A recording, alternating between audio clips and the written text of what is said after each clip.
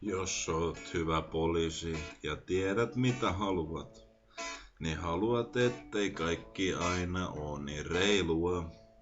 Silloin me halutaan samaa ja silloinhan asia on selvä.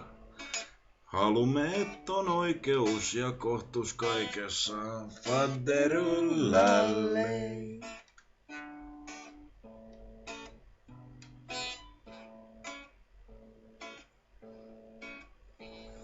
Mut jos tunnet yhtään lakia, niin huomaat pian sen, et se on epäselvä ja ristiriitainen, koska kenelle laki on kirjoitettu ja kenen toimesta.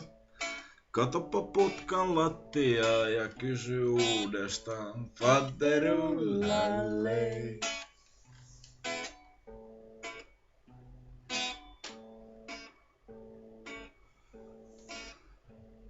Et tienaa yhtään rahaa, mut oot kova tappelemaan. Tässä asiassa et oo yksin ja tiedät varsin hyvin sen. Niin elää lähes kaikki tuhansien järvien maassa.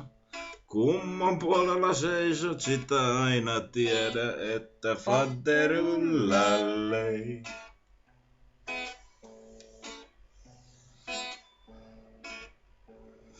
Mut jos sulla on paljon rahaa ja myyt hepoa, saat herrasmiesten liigassa baareissa kulkea. Mut jos sulla ei oo rahaa ja kasvatat vähän ganjaa, niin siitähän jo puoli vuotta linna rapsahtaa fadderullalle.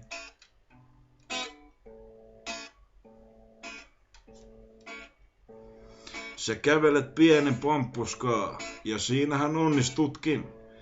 Mut jos oisit istunut linnassa, niin ymmärtäisit mun pointin.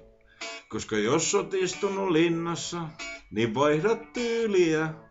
Ehkä ryöstät pienen pankin, mutta teet sen tyylillä. Fadderullalle.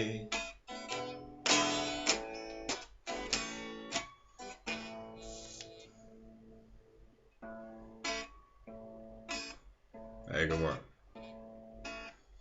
Näinhän se menee. Juurikin näin. Seisot asennossa lähettiläälle ja korjailet uskottavuuttas.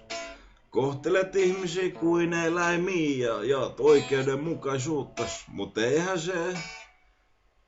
eihän sul värähdä ilmekään.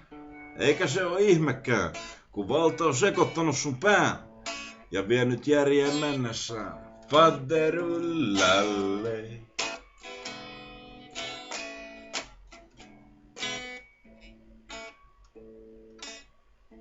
Näin se menee. Valta sekoittaa ihmisten päähän.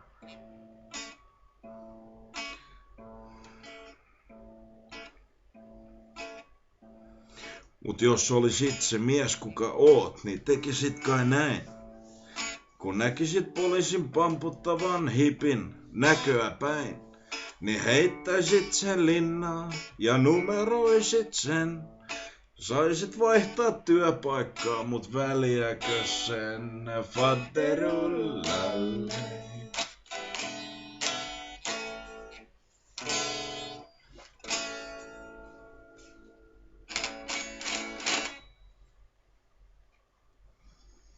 Vittu mä kuulostan hyvältä. Jos tää ei ottanut tää nauru tätä kaikkea, niin mä kuulostan ainakin ihan vitu hyvältä. Mun korva.